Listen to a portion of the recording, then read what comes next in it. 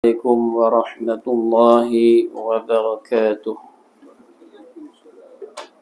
إلى حضرة النبي المصطفى محمد صلى الله عليه وسلم وعلى آله وأصحابه وأزواجه وذرياته وأهل بيته أجمعين شهد لهم الفاتحة. أعوذ بالله من الشيطان الرجيم. بسم الله الرحمن الرحيم. الحمد لله رب العالمين الرحمن الرحيم مالك يوم الدين.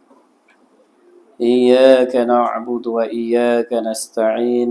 اهدنا الصراط المستقيم صراط الذين أنعمت عليهم غير المغضوب عليهم ولا الضالين آمين.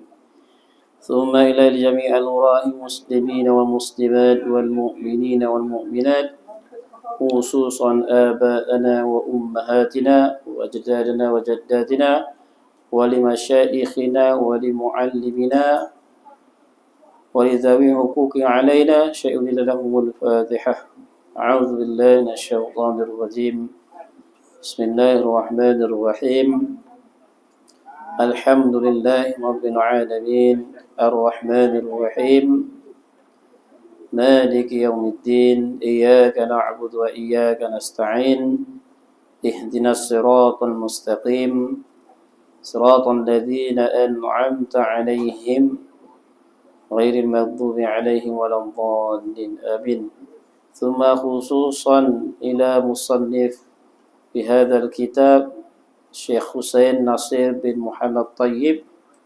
الفاتحة.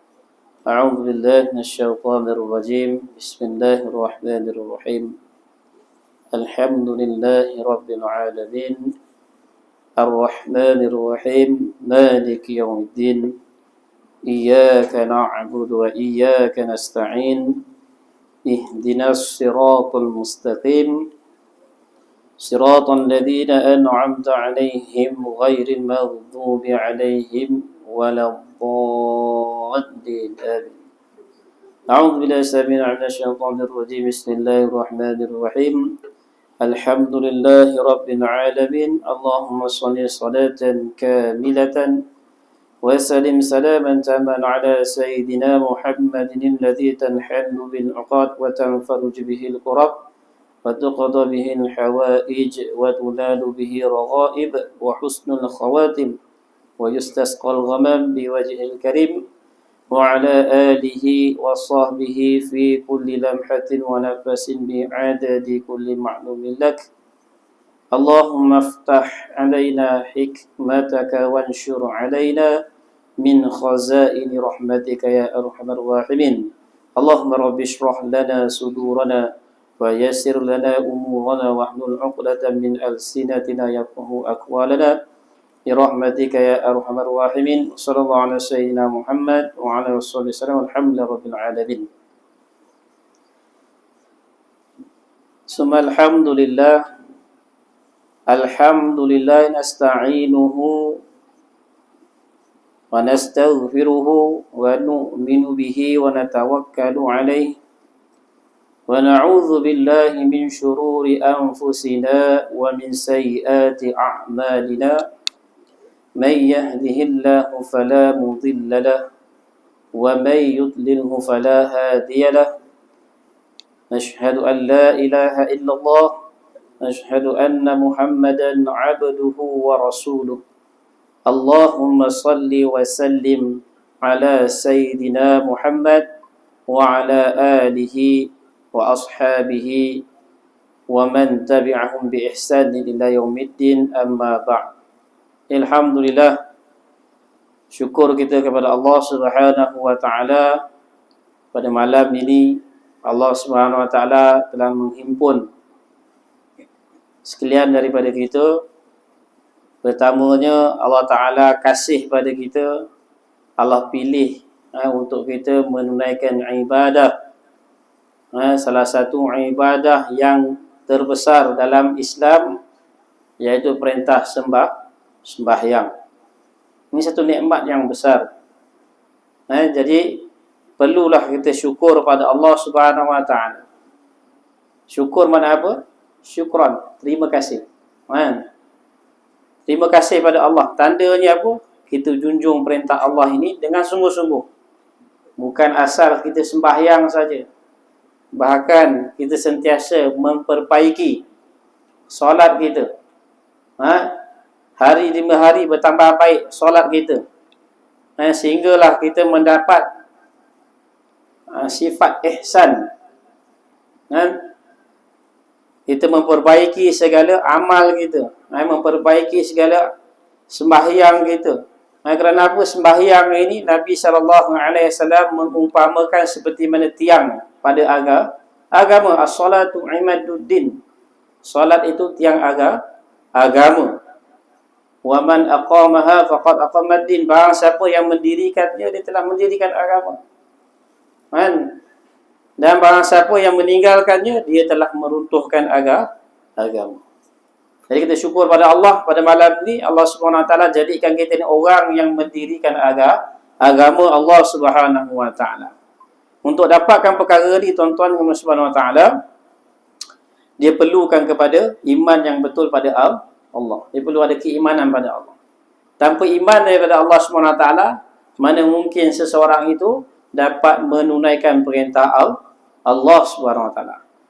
Dan itulah pada malam ini kita nak mengaji kitab Usul Tauhid yang disusun oleh Syekh Husain, ataupun orang panggil Tuan Guru, Tuan Guru Husin Kedah, Tok Husin Kedah, yang mana beliau telah menyusunkan kaedah bagaimana seseorang itu dia dapat kenal, bagaimana seorang itu nak dapat iman yang sempurna kepada Allah, dan letakkan berbagai-bagai bab dalam usul tauhid ini. Baik, kita teruskan pengajian kita pada muka surat 30. Faslun fil ma'rifati. Faslun fil ma'rifati. Bismillahirrahmanirrahim. Qala musannif rahimahumullahu ta'ala wa nafa'ana bi'ulumihim fi daraini amin. Ini suatu fasal. Ini satu fasal pada menyatakan makna ma'rifah, ataupun disebut bahasa Melayu ma'rifat. Kita melayukan dia, biasa sebut makrifat, kan? Itu dimelayukan. Dia asalnya di ujung dia ta marbutah. Apabila diwaqafkan, maka akan dia jadi ha. Bunyi ha ujung dia jadi ma'rifah. Sebenarnya bahasa dia ma'rifah, tak kisahlah. Makrifat pun boleh juga. Yang penting kita nak tahu apakah definisi makrifat itu. Baik, Syekh Husain ni mengatakan ini suatu fasal pada menyatakan makna ma'rifah atau ma'rifat. Bermula makna ma'rifah atau ma'rifat pada lughah, iaitu pada bahasa. Apa dia? Huwal ilmu fa kullu ilmin ma'rifatun. Wa kullu ma'rifatin ilmun. Wa kullun alimin billahi arifun bihi. Wa kullun arifin billahi alimun bihi. Apa artinya? Artinya apa itu ma'rifah? Iaitu mengetahui dan mengenal. Itulah ma'rifah. Mengetahui dan mengenal. Itu orang sebut ma'rifah. Ma'rifah itu apa? Mengetahui dan mengenal. Tahu dan kenal. Kadang-kadang orang tahu, tak kenal. Kan ada orang kenal pula, tak tahu. Macam satu orang lah dia kenal. Dia kenal orang tu, dia memang biasa nampak, tapi dia tak rapat dengan orang tu. Saya kenal dia.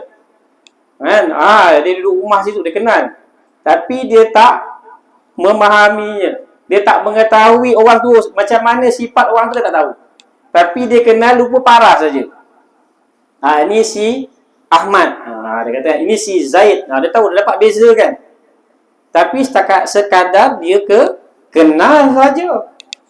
Tapi dia tak tahu Siapakah sebenar si Zaid dan si Ahmad ini? Sifat dia tak tahu.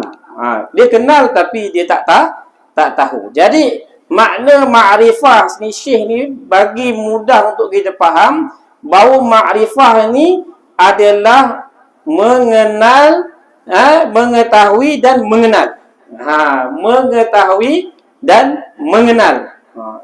Sebab apa? Satu kalimah Arab ini dia banyak makna. Sebab itulah sukar untuk diterjemahkan dengan tepat. Perlu ditafsir lagi. Sebab itulah ayat-ayat Quran dia tidak boleh ambil faham daripada segi zahir ayat saja. Dia ada maksud yang mendalam yang perlu pada tafsiran. Dan orang yang nak menafsir Quran itu dia memerlukan beberapa jenis ilmu. Susah nak cari orang macam tu sekarang ni. Banyak tuan-tuan guru yang datang mengajar kat sini semuanya baca tafsiran Ibnu Katsir. Tafsir Jalalain itu baca tafsiran daripada Imam Al-Jalalain. Baca tafsiran daripada imam-imam yang lain. Tafsir ulama tersebut. Mereka cuma membaca kitab itu saja. Sebab nak menafsir ayat Quran dia memerlukan banyak sekali bidang ilmu. Salah satunya nahwu saraf, kemudian ilmu badi', kemudian tauhidnya kena betul. Barulah boleh nak menafsir ayat Al-Quran. Sejak kebelakangan ni ada pula golongan-golongan yang berani sendiri menafsir Al-Quran mengikut pandangan dia sendiri. Dia panggil tafsir birra'i. Tak boleh. Salah faham.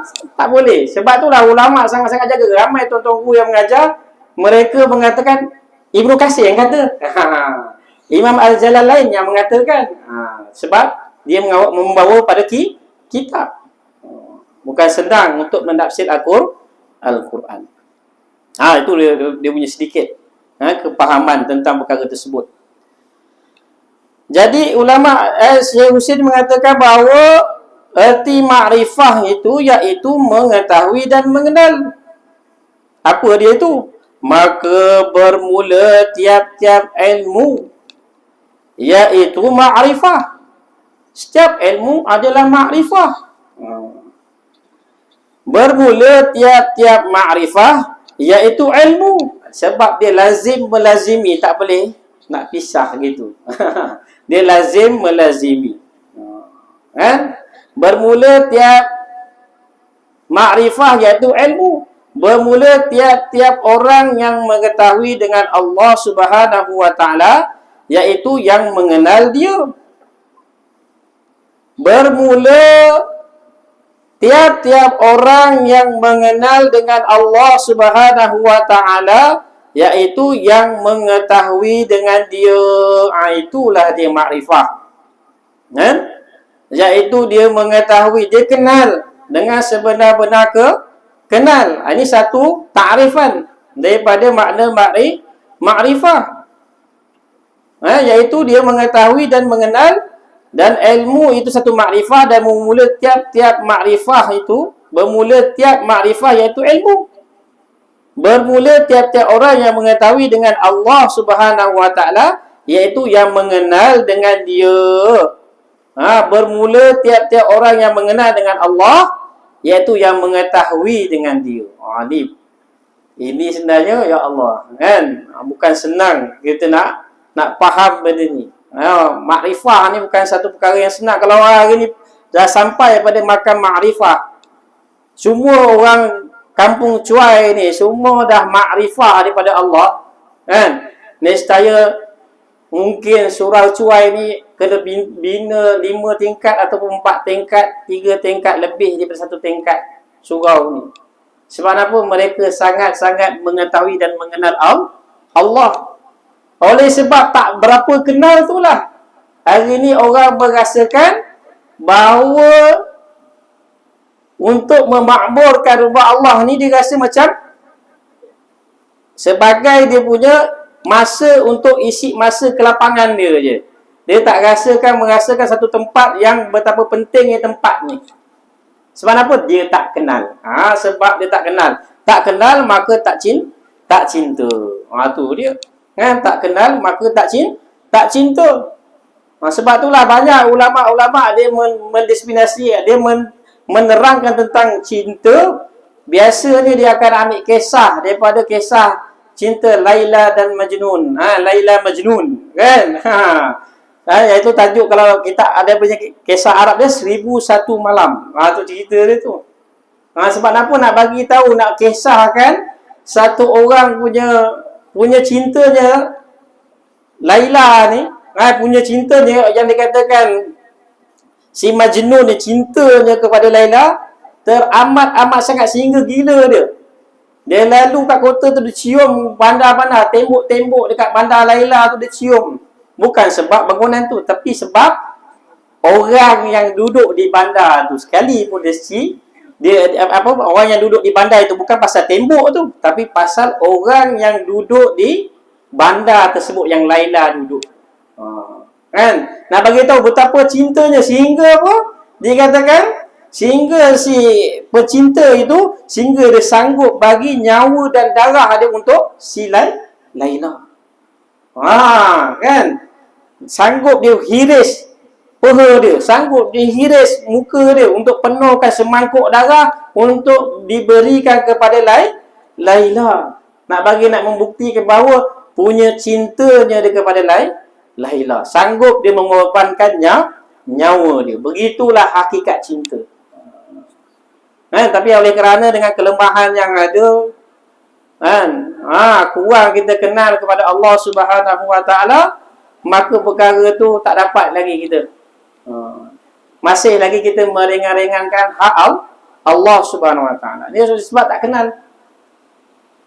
Kalau kita kenal pada Allah, nampak turun hujan, Allahumma sayyiban nafi'an. Ya Allah, berilah, turunkan hujan ni, hujan yang bermanfaat. Allah yang turunkan. Mungkin ada pokok-pokok daun dekat sini perlukan air. Kita mana tahu, kita bukan gerti siram pun. Rumput-rumput tepi jalan, siapa yang siram? Tak ada daripada kita siram. Siapa yang siram? Allah. Mereka yang paling tawakal, pokok-pokok ni lah yang paling tawakal. Tak ada orang yang nak beri dia air. Kalau ada orang curah tu, alhamdulillah, dia syukur. Kadang-kadang kita minum air tak habis, sirap, buang tepi rumput, kan? Rumput dapat manfaat. Kadang-kadang itu semua sebab tu kita nak nampak. Ini kita nak kena nampak Allah. Nampak segala perbuatan Allah kesian kat rumput tu. Allah nak bagi pada dia. Sebab tu kita kena sentiasa, apabila kita datang cinta pada Allah, maka apa yang akan datang? Husnuzan akan datang. Sangka baik dengan Allah akan datang. Tapi orang yang tak rapat dengan Allah, orang yang tak dekat dengan Allah, maka dia akan merasakan keluhan demi keluhan. Kan? Jadi atas perkara itulah penting untuk kita kenal kepada Allah Subhanahu Wa Ta'ala. Kemudian bermula ma'rifah pada istilah ahli usul, iaitu apa dia? Al-jazmu bima yata'allaku billahi wa bi rasulihi min haithul mutabaqatin lil haqqi an dalilin. Apa dia? Iaitu apa yang dimaknakan istilah pada ahli usul. Makrifah itu adalah iaitu i'tiqad. Iaitu i'tiqad yang tetap. Al-jazmu, jazam. Dia tetap, i'tiqad dia buat keputusan, dah tak ada berpindah-pindah lagi. Dia kata jazam, dia tetap. Iaitu i'tiqad yang tetap, yang tiada menaruh syak dan zon dan waham dengan pekerjaan yang bergantung ia dengan Allah Subhanahu Wa Ta'ala. Dia punya yakin pada Allah dalam hati dia tu, dan i'tiqad ni mana pegangan hati dia betul-betul tetap, tak berubah-ubah. Tak berubah-ubah macam mana? Tidak ada syak. Syak ni apa? 50%, 50%. Tidak ada zon. Zon ni apa? Sangka ada Allah tu 90%. Dan waham, banyak sangka tak ada daripada ada. Itu dia kata waham. Jadi istilah yang kata makrifah pada ahli usul iaitu yang i'tiqad yang tetap yang tiada menaruh, iaitu tak ada bubuh dalam hati dia syak dan zon dan waham dengan pekerjaan yang bergantung ia dengan Allah Subhanahu wa taala dan dengan rasulnya. Dia sedikit pun tidak ada keraguan pada Allah dan Rasul. Tak ada. Memang dia yakin ni memang inilah dia Tuhan Allah, memang dia ada dengan sifat-sifat yang layak bagi tu Tuhan, wujud, qidam, baqa, mukhalafatul lil hawadis, qiyamuhu bi nafsi, wahdaniyah, qudrah, iradah, sampailah kaunuhu mutakalliman. Dia yakin inilah Allah, sedikit pun tidak berganjak keyakinan dia. Dia tak berpaling kepada yang lain sekiranya musuh datang pada dia untuk membunuh dia macam mana sekalipun, maka dia tetap meyakini bahawa Allah lah Tuhan yang sebenar-benar layak disembah. Seperti mana yang telah dapat daripada golongan sahabat-sahabat radhiyallahu anhum ajma'in. Sayyidina Bilal radhiyallahu an, apabila masuk saja Islam, ucap saja kalimat thayyibah, ucap saja kalimat tauhid, apa yang beliau dapat? Beliau dapat siksaan. Dihempap dengan batu, dipakaikan baju besi. Supaya apa? Tuan dia nak supaya dia keluarkan kata-kata kufur. Tapi pasal keimanan, keyakinan Sayyidina Bilal radhiyallahu anhu dah jazam, tidak berubah-ubah, maka apa yang keluar daripada mulut dia? Ahad. Allah yang satu. Allah yang satu. Maka dengan perbuatan itulah yang menyebabkan Allah SWT sangat suka kepada Sayyidina Bilal radhiyallahu an. Begitu juga dengan sahabat-sahabat yang lain, yang banyak kisah-kisah yang kita perlu baca sebenarnya. Kita perlu hayati kisah-kisah sahabat, kehidupan sahabat, sebab kehidupan mereka lah sebagai contoh bagaimana kita nak mengikuti, nak jadi orang yang berjaya. Kita kena lihat orang yang telah berjaya. Siapa dia? Para sahabat radhiyallahu anhum ajmain. Mereka lah orang yang paling berjaya. Orang yang berjaya lah sahabat. Jadi nak tahu kehidupan kita macam mana, nak berjaya kena ikut kehidupan para sahabat radhiyallahu anhum ajmain. Bagaimana? Sebab apa? Dalam diri sahabat tu dia macam-macam jenis orang. Kalau orang cakap nak ikut Nabi, susah orang Nabi. Tengok pada sahabat ni macam-macam. Ada yang jenis pemarah, ada yang jenis pelembut, ada yang jenis pemalu, ada yang jenis garang dan sebagainya. Dan kita pula ada pula persamaan jenis yang ada yang jenis garang, ada yang jenis lembut, ada yang jenis malu. Rujuk balik pada kehidupan para sahabat radhiyallahu anhu. Bagaimana mereka mengamalkan agama dalam kehidupan mereka. Sehingga Allah Ta'ala letak title radhiyallahu anhum wa radu'an. Allah redha pada mereka dan mereka redha di atas kepada Allah Subhanahu wa taala sebagai Tuhan mereka. Itu dia. Iaitu ma'rifah dari segi istilah ahli usul, iaitu i'tiqad yang tetap yang tiada menaruh syak dan zon dan waham dengan pekerjaan yang bergantung ia dengan Allah Subhanahu wa taala dan dengan rasulnya. Daripada sekira-kira muafakat, iaitu setuju. Setuju hati itu. Muafakat dan berbetulan bagi yang sebenarnya yang diambil akan dia daripada dalil. Dia yakin juga. Muafakat juga. Tapi mestilah berbetulan dengan dalil. Jangan salah faham Allah itu macam mana pula. Itu yang menjadi sesat. Itu yang munculnya timbulnya puak Mu'tazilah, puak Mujassimah. Itu sebab salah faham lah tu. Sebab dia salah faham. Sebab itulah nak kenal Allah Subhanahu wa taala, kita kena kenal sifat ni. Kena kenal sifat Allah. Bukan nak kenal zat Allah, tapi kita nak kenal sifat Allah. Satu orang makhluk dia takkan mampu untuk mengenal zat Allah. Takkan mampu. Sebab apa Allah tak bubuh program? Dekat dunia ni memang Allah taklah bubuh program, tak ada. Memang tak bubuh program tu. Program untuk kenal Allah, zat Allah tu memang tak ada, tak bubuh. Kan? Macam satu orang biasa send, mungkin dia send pakai Microsoft kan, pakai Word punya, dia hantar kat dalam telefon. Dia dalam telefon, dia dapat juga WhatsApp tu, tit kan, macam-macam lagu sampai kan. Tapi dia tak ada apps. Dia tak ada app Microsoft Word tu, dia tak ada. App Word tu dia tak ada. Apa yang jadi? Dia takkan boleh buka. Dia takkan boleh buka. Semuanya akan fail. Tak boleh. Download tak boleh buka. Download boleh tapi nak buka tak boleh. Nak buka tak boleh. Nak buka tak boleh. Sebab apa? Tak ada software Word. Begitu juga kita hari ni. Allah memang tak bubuh software kat kepala kita untuk kenal zat Allah. Tak bubuh software tu.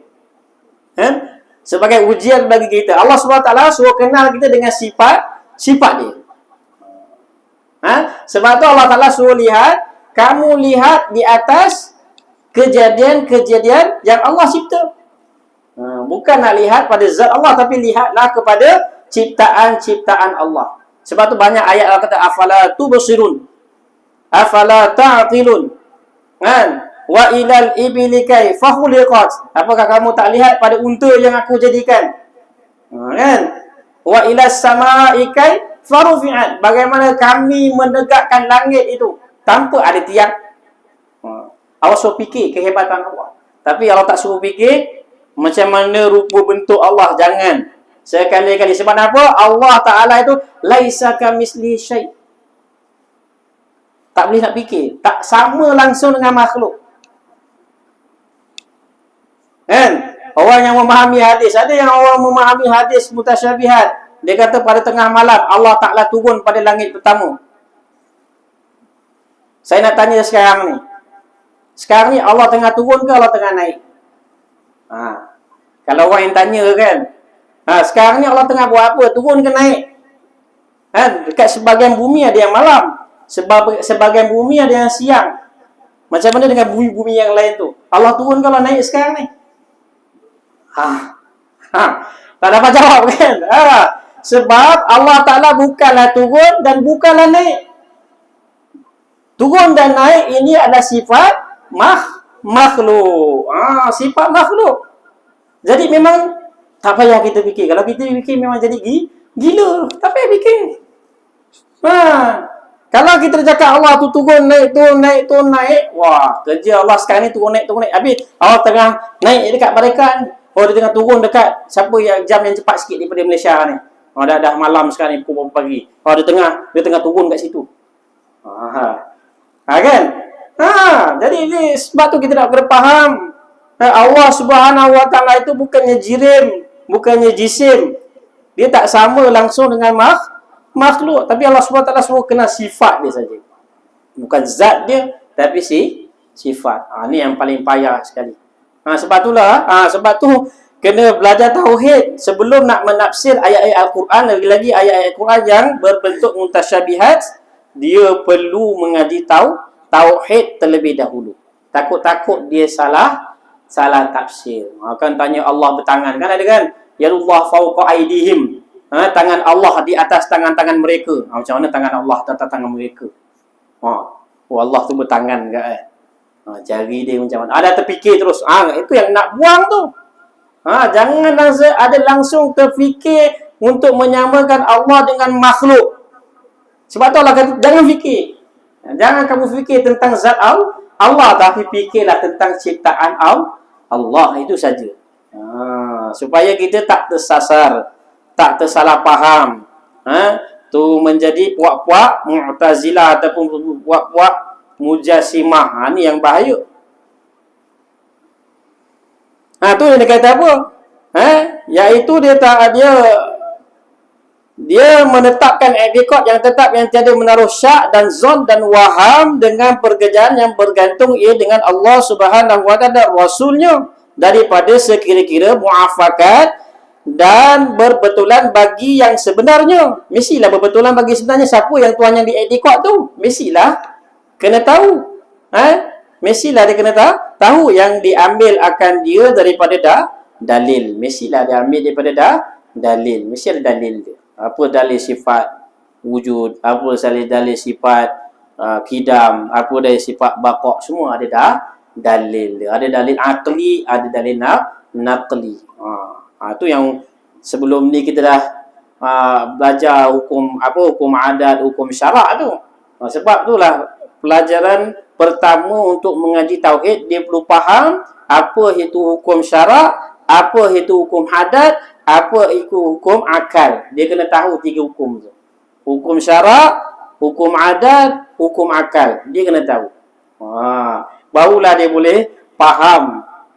Barulah boleh faham. Faham pun tak dapat faham sempurna, tapi dah boleh faham. Boleh dia kenal Allah SWT. Baru datang ma'rifah. Kemudian dan makna ma'rifah pada istilah ahli tasawuf dan ahli hakikat, apa dia? Hiya tahqiqul ilmi bi isbatil wahdaniyati lillahi ta'ala wa nisyanu ghairillahi ta'ala ladaihi. Artinya iaitu mentahqiq. Mentahqiq ni dimaknakan juga dengan memperhalusi. Tahqiq, memperhalusi. Tahqiq, kan? Maknanya dia halus, dia tahu, dia memperhalusi lagi. Iaitu mentahqiq artinya, dalam ni dikata apa? Artinya mengkuatkan dan menetapkan pengetahuan. Pengetahuan dengan mengisbat apa? Menetapkan. Itu mana isbat. Isbat mana menetapkan akan keesaan Allah Subhanahu wa taala dan keagungan dan ketunggalan bagi Allah Subhanahu wa taala. Orang daripada segi ahli tasawuf pula, dia mengisbatkan dalam hati dia, mengatakan makna ma'rifah itu, iaitu dia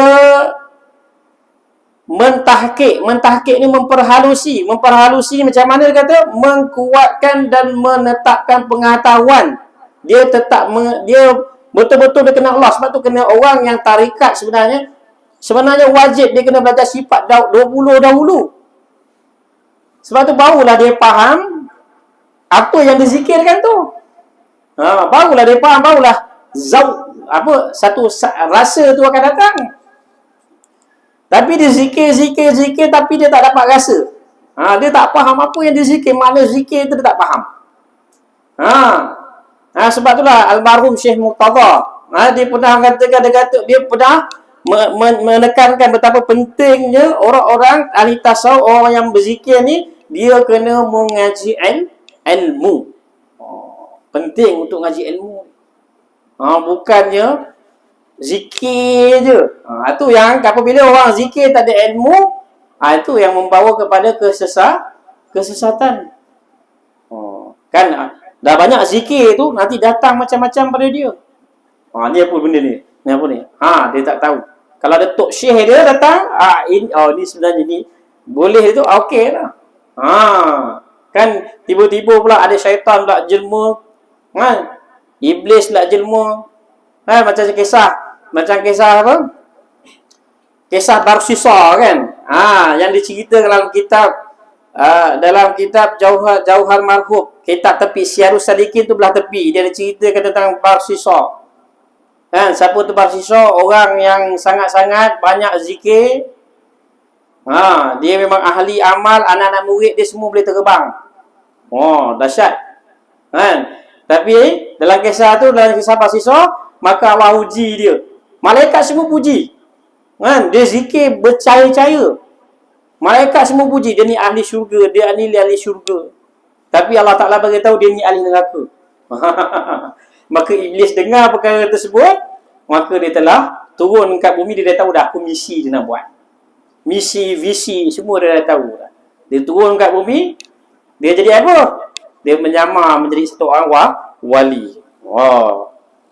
Dengan serban dia, dengan apa, duduk turun bawah bumi. Beramal dia, tak makan, tak minum, tak tidur. Sehingga datang keraguan kepada Barsisa, kepada si iblis tadi yang menyamar menjadi seorang alim tadi. Sehingga dia tanya kepada iblis tadi yang mengaku yang menyamar menjadi orang alim tadi, tanya, tuan ni siapa? Kan? Saya tengok tuan ni ibadat, tak makan, tak minum, tak tidur. Hebatlah. Saya pun makan tidur juga. Tapi tuan ni tak tidur-tidur. Kan? Tak tidur. Macam mana tuan boleh dapat perkara ni? Ya? Dia nak tahu. Kau nak tahu? Dia kata. Kau nak tahu? Kau nak tahu macam mana aku dapat perkara ni? Aku boleh dapat macam ni. Pendekkan cerita, dia kata apa? Satu ketika dulu, aku pernah buat dosa. Kemudian lepas aku buat dosa, sekian-sekian dosa, baru aku dapat perkara ni. Jadi engkau kalau nak dapat makam macam aku ni, kau nak dapat cara macam aku ni, kau kena buat dosa. Si Abid tu kata, mana boleh dosa? Tak boleh. Aku mampu. Aku tak patutlah aku buat dosa dengan Allah. Tak apa. Dia kata, kau nak dapat, kau mesti dapat kau. Habis apa dosa yang aku kena buat? Dia kata, dosa kau kena bunuh orang. Kau kena bunuh orang. Jadi kata, tak boleh. Aku tak boleh. Dosa tu membabitkan orang tu. Tak boleh. Dia kata, okey, baik. Dosa tu babitkan orang. Okey, ni satu lagi perkara ni. Ini memang tak babitkan orang. Kau minum arak. Dosa tu kau seorang kau minum. Dia kata, kemudian si Barsisa pun mulai faham. Betul juga. Dia pun pergi ke kedai arak, langsung dia minum arak. Apabila dia minum arak saja, dia pun dah mabuk.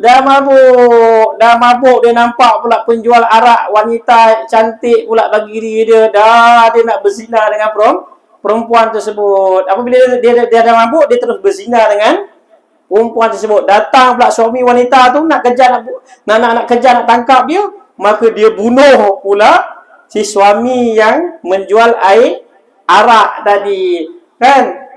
Sekali semua yang iblis buat, semua dia buat dengan asbab minum arak tadi. Dan akhir sekali nak beritahu, betul-betul iblis ni, dia akan usahakan betul-betul sampai capai dia punya misi dia. Apa yang dia buat? Sampai capai dia punya misi. Sampai akhir sekali Barsisa ni dia diikat. Sampai ditangkap orang kampung, semua tangkap dia. Sebab dia membunuh, dia berzina, dia membunuh dan macam-macam lagi dia buat, maka dia telah diikat. Apabila diikat je, maka syaitan iblis datang depan dia. Habislah kau Barsisa. Kan? Dia kata, habislah kau. Dia kata, Barsisa pun rayu dia. Tolonglah aku. Kau sebenarnya siapa? Aku sebenarnya iblis. Kan? Habislah kau matilah habis kau. Tolong aku. Barsisa nak lepas daripada ikatan. Tolonglah aku. Boleh, iblis kata. Kan? Aku boleh tolong kau. Tapi dengan satu syarat, bahawa aku tolong kau. Apa dia? Kau sujud pada aku. Maka Barsisa kata, bagaimana aku nak sujud pada engkau? Aku kena ikat ni, kau buka ikatan tu. Tak payah buka ikat. Tanda kau tunduk, maknanya kau tanda kau sujud pada aku.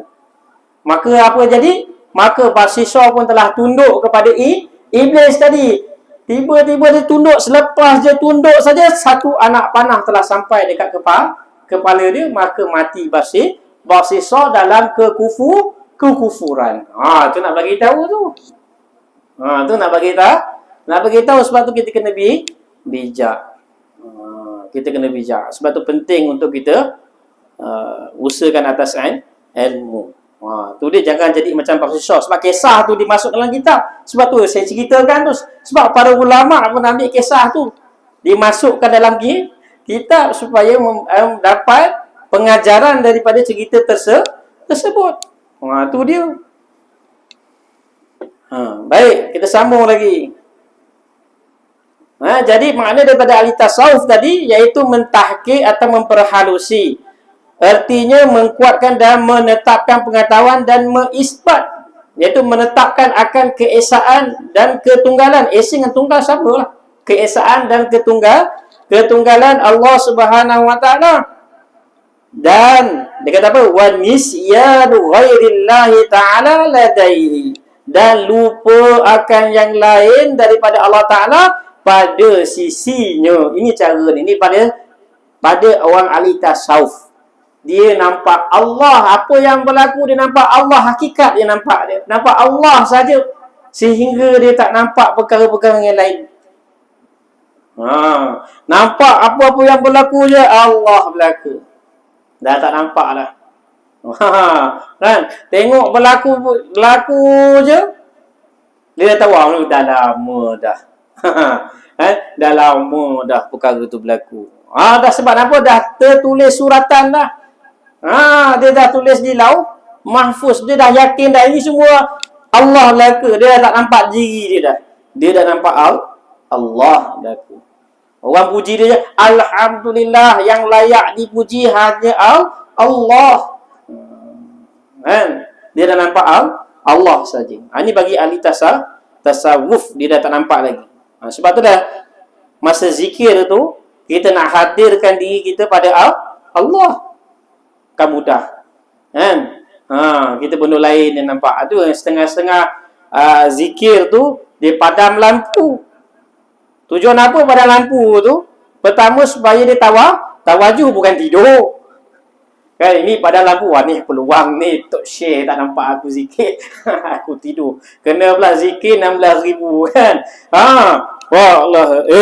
Dia pun tengok, lampu pun gelap. Goyang kepala je. Kan? Zikir gelap.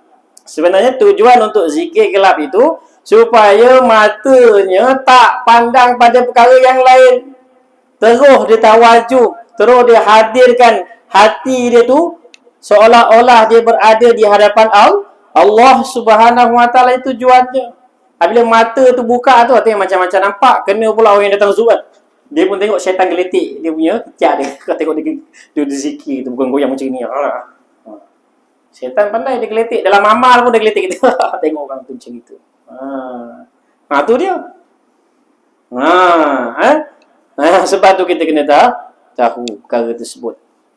Jadi daripada segi tasawuf, maknanya dia mengisbatkan atau menetapkan pengetahuan dan mengisbatkan keesaan dan ketunggalan Allah Subhanahu Wa Taala dan lupa akan yang lain daripada Allah Taala pada sisinya. Dia tak nampak yang lain, dia hanya nampak Allah Subhanahu Wa Taala. Kemudian apa lagi? Dan firman Allah Subhanahu Wa Taala, a'udzu billahi minasyaitonir rajim, wa ma qadarullahu haqqa qadrih. Artinya, tiada mengenal mereka akan Allah Subhanahu Wa Taala akan sebenar-benar mengenal, yakni tiada dapat mengenal mereka itu akan Allah Subhanahu Wa Taala seperti mengenal setengah mereka itu akan setengahnya. Dia takkan dapat kenal penuh dengan Allah Subhanahu Wa Taala. Dia akan kenal orang tu setengah-setengah ada je. Begitu juga kita kenal Allah, kita takkan dapat kenal dengan sepenuh-penuhnya. Kita akan kenal sebahagian daripada sifat Allah Subhanahu Wa Taala. Itu pun dah memadai sebenarnya. Kalau kita dah nampak dah sifat wujud Allah, Masya Allah. Maka nampak sifat Allah, dia tahu Allah sifat wujud, tapi sebut sifat yang lain, sifat wujud pun cukup. Sifat wujud Allah, nescaya dia akan memperelokkan segala amal dia. Dia akan hidup dekat muka bumi ni seumpama dia melintasi sebatang sungai yang lebar di atas titian yang kecil. Macam mana keadaan? Macam mana satu orang, dia nak lintas satu sungai yang lebar, tapi titi dia satu je, macam pokok kelapa jatuh, panjang begitu, titi dia tu je, tak ada pemegang. Tapi kena lintas. Macam mana keadaan? Dia akan berhati-hati setiap langkah yang dia langkahinya. Dia akan berhati-hati. Supaya apa? Supaya tak tergelincir jatuh ke dalam sungai. Begitulah hal keadaan satu orang apabila dia tahu akan kewujudan Allah, maka dia akan berhati-hati setiap tanduk tingkah laku dia di atas muka bumi ini. Dia tak suka-suka buat. Dia nak buat, dia akan fikir dulu. Dia akan rujuk dulu. Barulah dia akan selamat. Barulah dia akan merasakan selamat. Tapi kita tak ada. Kan? Kita ni time susah, dah timpa musibah, barulah nampak kewujudan Allah. Ya Allah. Barulah nak baca Allahumma walaina wala alaina. Mula Allahumma hawalaina wala alaina. Boleh minta ya Allah pindahkanlah hujan. Time susah baru nampak. Time senang tak nampak. Time senang semua akulah. Tiba musibah datang, tu dia. Nangis, Allah, kenapa aku macam ini? Kenapa aku ditipu musibah ni? Barulah nampak. Betul tak? Itu tanda Allah kasih, barulah dia nampak. Barulah nampak. Kemungkinan ada banyak sangat kemurkaan berlaku apabila Allah tak turunkan musibah, dah tak kira siapa dah. Apabila Allah turunkan musibah, orang yang soleh ke, orang yang toleh ke, semua kena sapu bersih. Semuanya Allah sapu bersih. Kalau mati, besok akan dibangkitkan berserta dengan niat masing-masing. Tu dia. Sebab itulah untuk kita mengelakkan musibah, sebab itulah kita kena bangun untuk cegah segala kemungkaran yang ada. Tu Allah perintah kita kena bangun segolongan untuk bangun, ajak mereka kepada kebaikan, ajak mereka dekat pada Allah. Kalau tidak, kamu tunggu azab aku akan turun pada kamu. Tu kalau dah turun, orang pergi masjid ke, orang tak pergi masjid ke, semua Allah sapu bersih. Kalau matilah keadaan tu, besok masa akhirat, yauman nusyur, apabila hari kebangkitan, besok Allah Ta'ala akan bangkit berserta dengan niat-niat itu. Barulah hari itu. Tu dia. Besar ceritanya. Kan? Tu dia. Jadi wama qadarullahu haqqa qadrihi. Itu tiada mengenal mereka itu akan sebenar-benar mengenal, yakni yang tiada dapat mengenal mereka itu akan Allah Subhanahu wa taala seperti setengah mereka itu akan setengahnya. Dan sabda Nabi sallallahu alaihi wasallam 840 boleh lagi ya? Boleh. Dan sabda Nabi sallallahu alaihi wasallam, inna da'amatal baiti asasuhu wa da'amatud dinil ma'rifatu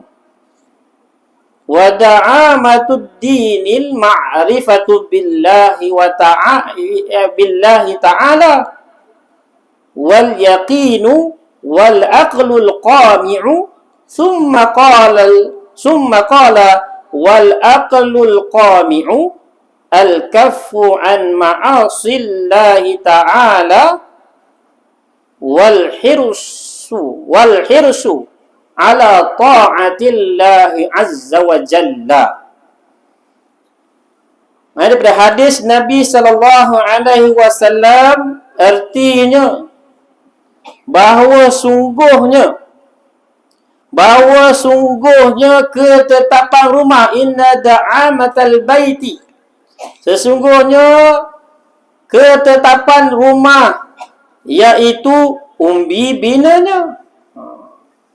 Asas bagi rumah adalah bina dia. Bina dia apa? Yang tapak dia tu, foundation dia, konkrit dia tu. Kemudian dan ketetapan agama, wada'amatud dini, dan ketetapan agama iaitu mengenal dengan Allah Ta'ala. Asas bagi agama mengenal Allah. Asas bagi bangunan atau rumah iaitu tapak dia tu, binaan dia tu asas dia, tiang dia apa semua. Itu asas dia. Asas bagi agama mengenal Allah Ta'ala dan yakin dengan dia. Bukannya setakat dia mengenal Allah, dia kena yakin. Macam satu orang dia yakin dengan pemanah. Aku yakin kau ni memang seorang pemanah. Belum yakin lagi tu. Nak yakin macam mana? Duduk atas kursi, orang yang pemanah tu panah atas dia. Letak buah atas kepala dia tu. Baru dia yakin dia ni seorang pemanah. Kalau tidak, dia takkan berani. Dia takkan berani. Itu maknanya kau belum yakin dengan aku lagi. Orang yang yakin ni macam mana? Sekira-kiranya dia letakkan buah atas kepala dia, orang panah dia. Dia yakin orang tu memang kena panahan. Itu betul-betul yakin.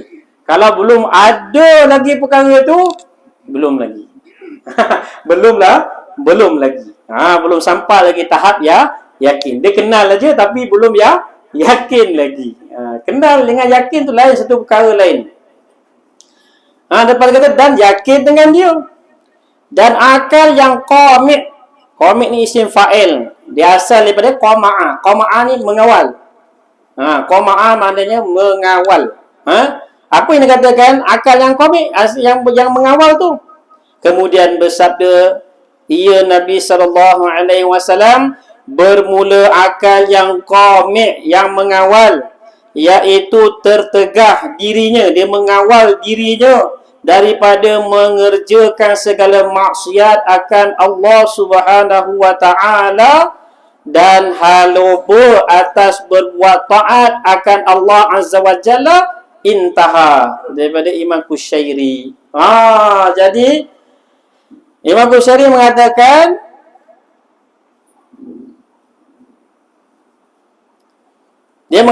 Nabi SAW bersabda tadi, dia katakan apa? Yakin, dia kata yang akal yang komik. Imam Qushairi yang dia menterjemahkan, memberi hadis ni, makna hadis ni. Dan akal yang komik, akal yang mengawal, kemudian bersabda ia bermula akal yang komik yang boleh mengawal, iaitu tertegah diri daripada mengerjakan akan segala maksiat akan Allah Subhanahu wa taala. Dia elak daripada maksiat ni, ada akal yang qami', akal yang dapat mengawal diri dia daripada melakukan segala maksiat kepada Allah Subhanahu wa taala. Dan haloba apa ni? Tamak. Tamak atas berbuat taat akan Allah Azza wa Jalla. Ini dia. Ini yang dikatakan ma'rifah. Definisi daripada maksud hadis daripada Nabi sallallahu alaihi wasallam. Dia yakin dengan sebenar-benar yakin. Kemudian dengan keyakinan itu dia dapat mencegah diri dia daripada kemaksiatan kepada Allah. Kemudian dia sangat-sangat halobo, sangat-sangat dia berlumba-lumba dia dalam melakukan kebajikan seperti mana yang difirmankan oleh Allah Subhanahu wa taala, fastabiqul khairat, maka bersegeralah kamu kepada kebaikan. Orang yang dah kenal Allah, dah makrifah pada Allah, perkara ni akan terjadi dalam diri dia. Dia cegah diri dia daripada keburukan dan dia akan usahakan kebaikan demi kebaikan supaya dapat kebaikan tu dapat sebati dalam diri dia. Intaha, selesai. Dan berkatalah setengah ulama, wallahu a'lam. Cukup dah tu. Dan berkata setengah ulama, la tasihhul ibadata illa ba'da ma'rifatil ma'budi, wallahu a'lam. Cukup dah tu. Panjang. Susah kitab bila baca, nak berhenti susah. Nak cari dia punya break tu payah sikit. Ni saya main break je, emergency break. Tarik handbrake. Kalau baca je lagi lepas ni, dia memang menjangkau macam-macam tu. Jadi dia kena tarik handbrake dululah. Nasib baik saya pakai ABS brake. Selamat. Jadi dia tak berpusing. Kalau pakai ABS brake ni, dia brake dia ada cara dia. Dia punya tekanan dia, ABS kan. Tahulah sikit pengetahuan tentang brake ABS ni. Wallahu a'lam. Bismillahirrahmanirrahim. Rabbana zalamna anfusana wa illam taghfir lana wa tarhamna lanakunanna minal khasirin. La ilaha illa anta subhanaka inna kunna minadh dhalimin. Allahumma faqihna fid din wa 'allimna at-ta'wil wa hdina siratal mustaqim. Allahumma arinal haqqan haqqan warzuqna ittiba'ah وأرنا الباطل باطلا وارزقنا اجتنابه.